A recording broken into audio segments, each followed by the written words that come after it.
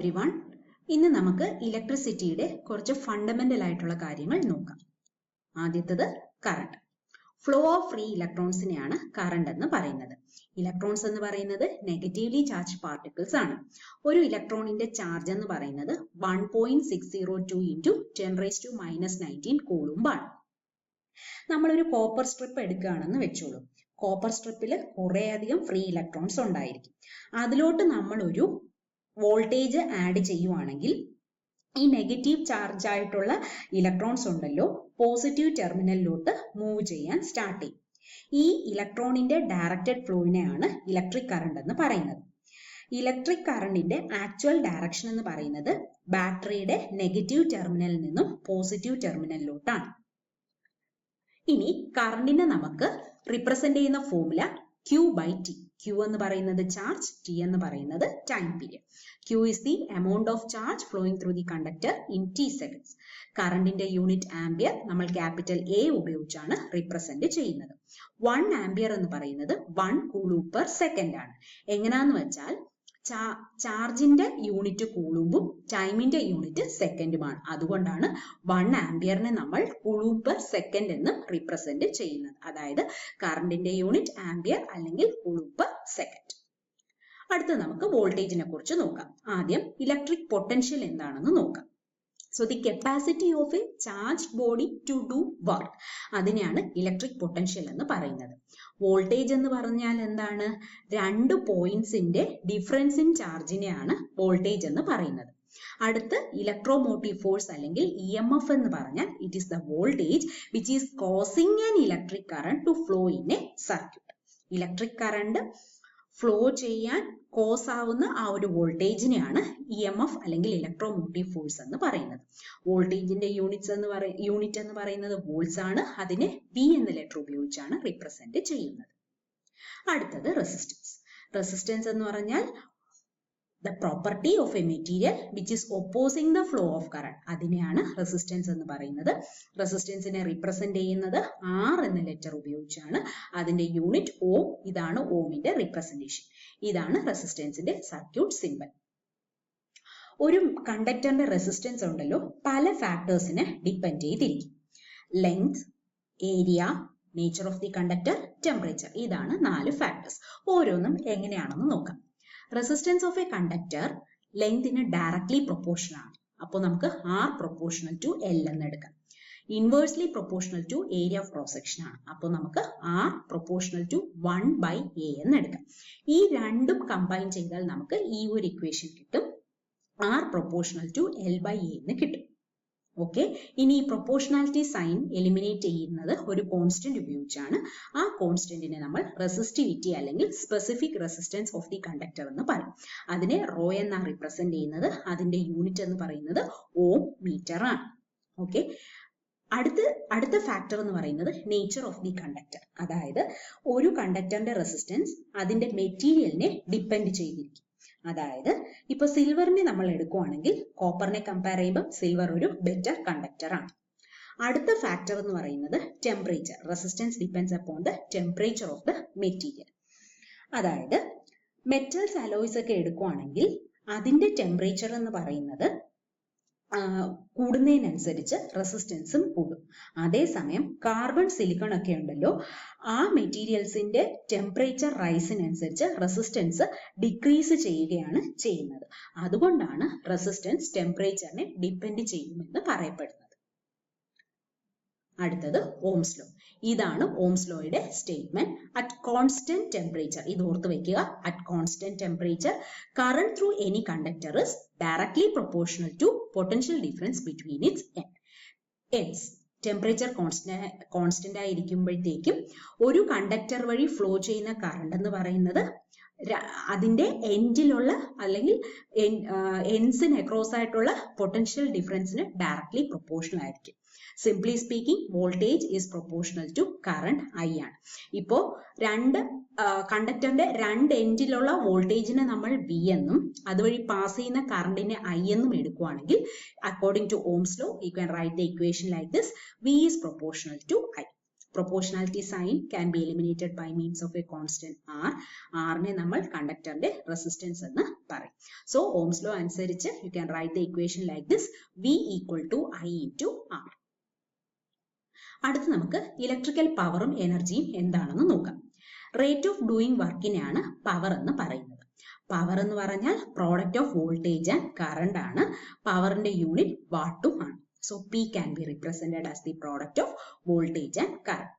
ഇനി എൻജിൻസിലും മോട്ടോഴ്സിലും പവറിനെ നമ്മൾ HP ഹോഴ്സ് പവർ ഉപയോഗിച്ചാണ് റിപ്രസെന്റ് ചെയ്യുന്നത്. ഒരു മെട്രിക് ഹോഴ്സ് പവർ എന്ന് പറയുന്നത് 735.5 വാട്ട്സ് ആണ്. അതുപോലെ ഒരു ബ്രിട്ടീഷ് ഹോഴ്സ് പവർ എന്ന് പറയുന്നത് BHP എന്ന് പറയും 746 വാട്ട്സ് ആണ്. ഇനി നമുക്ക് ഈ പവർ ഇക്വേഷനെ in terms of Ohm's law നമുക്ക് കൺവേർട്ട് ചെയ്യാം, അല്ലെങ്കിൽ ഓംസ് ലോ അനുസരിച്ച് പവർ ഇക്വേഷൻ നമുക്ക് മോഡിഫൈ ചെയ്ത് എഴുതാം. So P equal to V into I, ഓംസ് ലോ അനുസരിച്ച് V equal to I into R അല്ലേ. അപ്പോൾ ഈ V equal to I into R ഇതിലോട്ട് സബ്സ്റ്റിറ്റ്യൂട്ട് ചെയ്താൽ നമുക്ക് എന്ത് കിട്ടും? I into R into I square R എന്ന് കിട്ടും. അതേപോലെ ഇതാണ് ഓംസ് ലോ. ഇതിൽ നിന്ന് I നമുക്ക് കണ്ടുപിടിക്കാം. I equal to V by R ആണ്. അപ്പോൾ I equal to V by R നെ ഇതിൽ സബ്സ്റ്റിറ്റ്യൂട്ട് ചെയ്യുമ്പോൾ നമുക്ക് എന്ത് കിട്ടും? P equal to V into V by R, അതായത് V square by R എന്ന് കിട്ടും. So power can also be written as I square R or V square by R. അടുത്ത നമുക്ക് എനർജി എന്താണെന്ന് നോക്കാം. It is the capacity of a body to do work. അതിനെയാണ് energy എന്ന് പറയുന്നത്. എനർജിയെ നമ്മൾ ജൂൾസ് അല്ലെങ്കിൽ കിലോവാട്ട് അവർ അല്ലെങ്കിൽ വാട്ട് സെക്കൻഡിൽ റിപ്രസെന്റ് ചെയ്യും. കിലോവാട്ട് അവർ എന്ന് പറയുന്നത് it's the product of power in kilowatt and time in hours. അതായത് എനർജിയെ നമുക്ക് product of power and time എന്ന് എടുക്കാം. പവർ നമ്മൾ നേരത്തെ കണ്ടായിരുന്നു, V into I ആണ് പവർ, into T ആണ് എനർജി. ഇനി ഓംസ് ലോ ഉപയോഗിച്ച് നമുക്ക് വോൾട്ടേജിനെ IR എന്ന് എടുക്കാം. അപ്പോൾ ഇക്വേഷൻ എങ്ങനെ മാറും? I square RT എന്ന് മാറും. അതേപോലെ I യെ V by R എന്ന് എടുക്കാം. അപ്പോൾ ഇക്വേഷൻ എങ്ങനെ മാറും? V square by R into T joules എന്ന് മാറും. സോ എനർജിയെ നമുക്ക് ഈ മൂന്ന് രീതിയിൽ റിപ്രസെന്റ് ചെയ്യാം. ഇനി നമുക്ക് ഇലക്ട്രിക് ക്വാണ്ടിറ്റീസിന്റെ SI യൂണിറ്റ്സ് എന്തൊക്കെയാണെന്ന് നോക്കാം. കുറച്ച് ക്വാണ്ടിറ്റീസ് തന്നിട്ടുണ്ട്. കറണ്ടിന്റെ യൂണിറ്റ് ആംപിയർ അല്ലെങ്കിൽ കുളൂം പെർ സെക്കൻഡ്, വോൾട്ടേജിന്റെ യൂണിറ്റ് വോൾട്സ്, പവറിന്റെ യൂണിറ്റ് വാട്ട്സ്, എനർജിയുടെ യൂണിറ്റ് ജൂൾ അല്ലെങ്കിൽ കിലോവാട്ട് അവർ അല്ലെങ്കിൽ വാട്ട് സെക്കൻഡ്, റെസിസ്റ്റൻസിന്റെ യൂണിറ്റ് ഓം. അപ്പോൾ ഇതൊക്കെയാണ് ഈ ക്വാണ്ടിറ്റീസിന്റെ യൂണിറ്റ്സ്. അടുത്ത് നമുക്ക് റെസിസ്റ്റൻസ് സീരീസിലും പാരലലിലും വരുമ്പോൾ എങ്ങനെ ഈക്വലന്റ് റെസിസ്റ്റൻസ് കാൽക്കുലേറ്റ് ചെയ്യാൻ പറ്റും എന്നുള്ളത് നോക്കാം. സോ ആദ്യം നമുക്ക് റെസിസ്റ്റൻസ് ഇൻ സീരീസ് എങ്ങനെയാണ് കണക്ട് ചെയ്യുന്നത്, എങ്ങനെയാണ് അതിന്റെ റെസിസ്റ്റൻസ് കണ്ടുപിടിക്കുന്നത് എന്നുള്ളത് നോക്കാം. ആദ്യം സീരീസ് സർക്യൂട്ട് എന്താണെന്ന് നോക്കാം. ഇപ്പോ ഒരു സർക്യൂട്ടിൽ എല്ലാ റെസിസ്റ്റൻസും സീരീസ് ആയിട്ട് കണക്ട് ചെയ്യുവാണെങ്കിൽ നമ്മൾ ആ ഒരു സർക്യൂട്ടിനെ സീരീസ് സർക്യൂട്ട് എന്ന് പറയും. ഓരോ റെസിസ്റ്റൻസിന് അക്രോസ് ആയിട്ടും വോൾട്ടേജ് ഡ്രോപ്പ് ഉണ്ടായിരിക്കും. അതുപോലെ sum of voltage drop will be equal to applied voltage. Suppose നമുക്ക് 3 റെസിസ്റ്റൻസ് ഉണ്ടെങ്കിൽ 3 റെസിസ്റ്റൻസിന് അക്രോസ് ആയിട്ട് 3 ഡിഫറെന്റ് വോൾട്ടേജ് ഡ്രോപ്പ് ആയിരിക്കും. സോ ടോട്ടൽ വോൾട്ടേജ് എന്ന് പറയുന്നത് ഈ 3 വോൾട്ടേജ് ഡ്രോപ്സിന്റെ സം ആയിരിക്കും. നമുക്ക് ആ ഫിഗർ വെച്ചിട്ട് നോക്കാം. ഇവിടെ നമുക്കൊരു സീരീസ് റെസിസ്റ്റൻസ് സർക്യൂട്ട് ഉണ്ട്. 3 റെസിസ്റ്റൻസ് തന്നിട്ടുണ്ട്. 3ഉം സീരീസ് ആയിട്ടാണ് കണക്ട് ചെയ്തിരിക്കുന്നത്. സീരീസ് എന്ന് പറയുമ്പോൾ ഒന്നിന്റെ എൻഡ് അടുത്തതിന്റെ സ്റ്റാർട്ടിംഗ് പോയിന്റിലോട്ട് കണക്ട് ചെയ്തിരിക്കുകയാണ്. R1, R2, R3 ആണ് 3 റെസിസ്റ്റൻസ്. R1 നെക്രോസ് ആയിട്ടുള്ള വോൾട്ടേജ് V1, R2 നെക്രോസ് ആയിട്ടുള്ള വോൾട്ടേജ് V2, R3 നെക്രോസ് ആയിട്ടുള്ള voltage V3. Current flowing through all the resistance will B same. അപ്പോൾ സെയിം കറന്റ് ആണ്, I എന്ന് പറയുന്ന കറന്റ് ആണ് 3 റെസിസ്റ്റൻസ് വഴിയും ഫ്ലോ ചെയ്യുന്നത്. Vs എന്ന് പറയുന്നത് സോഴ്സ് വോൾട്ടേജ് ആണ്. അപ്പോൾ നമുക്ക് Vs can be written as equal to sum of the individual voltages, that is V1 plus V2 plus V3. Ohm's law അനുസരിച്ച് V1 നെ എങ്ങനെ എഴുതാം? I into R1. V2 നെ എങ്ങനെ എഴുതാം? I into R2. V3 നെ I into R3. I common അല്ലേ, പുറത്തെടുത്തുകൂടി. അപ്പൊ നമുക്ക് എന്ത് കിട്ടും? R1 plus R2 plus R3 എന്ന് കിട്ടും. അപ്പോ ഇതിനെ നമുക്ക് I into R equivalent എന്ന് പറഞ്ഞെടുക്കാം. R equivalent എന്ന് പറഞ്ഞാൽ എന്താണ്? Equivalent resistance of the circuit. So series circuit le equivalent resistance will be equal to sum of individual resistance of the circuit. അടുത്ത നമുക്ക് resistance in parallel നോക്കാം. അപ്പോൾ parallel circuit എന്ന് പറഞ്ഞാൽ one end of each resistance will be joined to another common point so that there are many paths for current flow. അതിനെയാണ് parallel circuit എന്ന് പറയുന്നത്. ഇതാണ് parallel circuit. So parallel circuitൽ അല്ലെങ്കിൽ resistance parallelly connect ചെയ്താൽ ഓരോന്നിനും across ആയിട്ടുള്ള voltage same ആയിരിക്കും, പക്ഷേ current through each resistance different ആയിരിക്കും. I1 is the current through R1, I2 is the current through R2, I3 is the current through R3. അപ്പോൾ total current I എന്ന് പറയുന്നത് എങ്ങനെ കിട്ടും? I1 plus I2 plus I3. അതാ ഇവിടെ എഴുതിയിരിക്കുന്നത്. പക്ഷെ ഓംസ് ലോ അനുസരിച്ച് I എന്താണ്? V by R ആണ്. അപ്പൊ I1 എന്ന് പറയുന്നത് VS, ഇവിടെ സോഴ്സ് വോൾട്ടേജ് VS എന്നാണ് എടുത്തേക്കുന്നത്. അപ്പോൾ I1 എന്ന് പറയുന്നത് VS by R1, I2 VS by R2, I3 VS by R3, I എന്ന് പറയുന്നത് എന്താ? VS by R.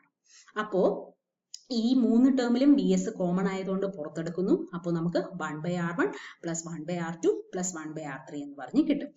ഇവിടെ VSഉം ക്യാൻസൽ ആവും. അപ്പോൾ നമുക്ക് 1 by R equal to 1 by R1 plus 1 by R2 plus 1 by R3.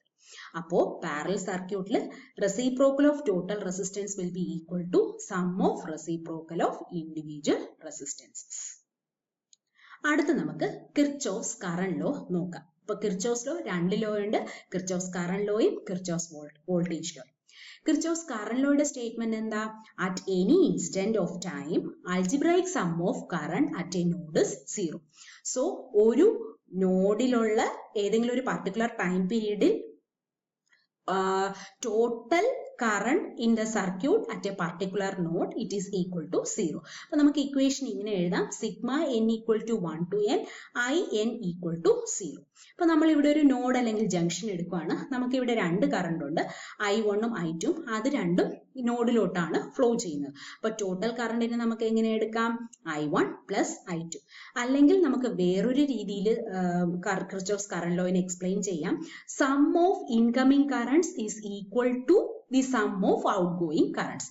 ഒരു നോഡിലോട്ട് പോകുന്ന കറണ്ട്, അതിനെ നമുക്ക് നോഡിൽ നിന്ന് പുറത്തോട്ട് പോകുന്ന കറണ്ടിന്റെ സമ്മും നോഡിലോട്ട് വരുന്ന കറണ്ടിന്റെ സമ്മും ഈക്വൽ ആയിരിക്കും. അടുത്ത കിർച്ചോഫ്സ് വോൾട്ടേജ് ലോ ആണ്. ഒരു ക്ലോസ്ഡ് പാത്ത് നമ്മൾ എടുക്കുകയാണെങ്കിൽ algebraic sum of voltage is 0. അപ്പോൾ കറണ്ട് ലോയിൽ എന്തായിരുന്നു? Algebraic sum of current at a node is 0. Voltage ലോയിൽ algebraic sum of voltage is 0. അപ്പോൾ നമുക്ക് ഇവിടെ ഒരു സർക്യൂട്ട് തന്നിരിക്കുകയാണ്. രണ്ട് റെസിസ്റ്റൻസ് ഉണ്ട്. V1 R1ന് അക്രോസ് ആയിട്ടുള്ള വോൾട്ടേജ്, V2 R2ന് അക്രോസ് ആയിട്ടുള്ള വോൾട്ടേജ്, VS എന്ന് പറയുന്നത് സോഴ്സ് വോൾട്ടേജ് ആണ്. ഇനി കിർച്ചോഫ്സ് വോൾട്ടേജ് ലോ വേറൊരു രീതിയിലും നമുക്ക് സ്റ്റേറ്റ് ചെയ്യാം. The algebraic sum of potential rise and potential drop around a closed path is 0. ഇപ്പൊ നമ്മൾ ഈ ഒരു സർക്യൂട്ട് എടുക്കുകയാണെങ്കിൽ നമുക്ക് എങ്ങനെ റിപ്രസെന്റ് ചെയ്യാം? ഇത് പൊട്ടൻഷ്യൽ റൈസ് ആണ്, ഇത് എടുക്കുകയാണെങ്കിൽ പൊട്ടൻഷ്യൽ ഡ്രോപ്പ്. പൊട്ടൻഷ്യൽ ഡ്രോപ്പിനെ നെഗറ്റീവ് എന്നും പൊട്ടൻഷ്യൽ റൈസിനെ പോസിറ്റീവ് എന്നുമാണ് റിപ്രസെന്റ് ചെയ്യുന്നത്. അപ്പോൾ ഇവിടെ പൊട്ടൻഷ്യൽ ഡ്രോപ്പ്, ഇവിടെയും പൊട്ടൻഷ്യൽ ഡ്രോപ്പ്. അപ്പൊ ഇക്വേഷൻ നമുക്ക് എങ്ങനെ റിപ്രസെന്റ് ചെയ്യാം? VS, ഇത് പോസിറ്റീവ് അല്ലേ, VS minus V1 minus V2 equal to 0. അതായത് algebraic sum of voltage in any closed loop equal to 0. ഇത് രണ്ടും നെഗറ്റീവ് ആണല്ലോ, നമുക്ക് RHS ലോട്ട് എടുക്കാം. അപ്പോൾ ഇക്വേഷൻ എങ്ങനെ മാറും? VS equal to V1 plus V2. ഇനി V1 ഓംസ് ലോ അനുസരിച്ച് V1 എന്താണ്? I1 into R1 ആണ്. ഓംസ് ലോ അനുസരിച്ച് V2 എന്താണ്? I2 into R2 ആണ്. അപ്പോൾ നമുക്ക് VS നെ എങ്ങനെ റിപ്രസെന്റ് ചെയ്യാം? VS can be written as equal to I1 R1 plus I2 R2. So ഇങ്ങനെയാണ് കിർച്ചോഫ്സ് വോൾട്ടേജ് ലോ അനുസരിച്ച് നമ്മൾ ഇക്വേഷൻ ഫോം ചെയ്യേണ്ടത്. അപ്പോൾ എല്ലാവർക്കും മനസ്സിലായി എന്ന് വിശ്വസിക്കുന്നു. Thank you.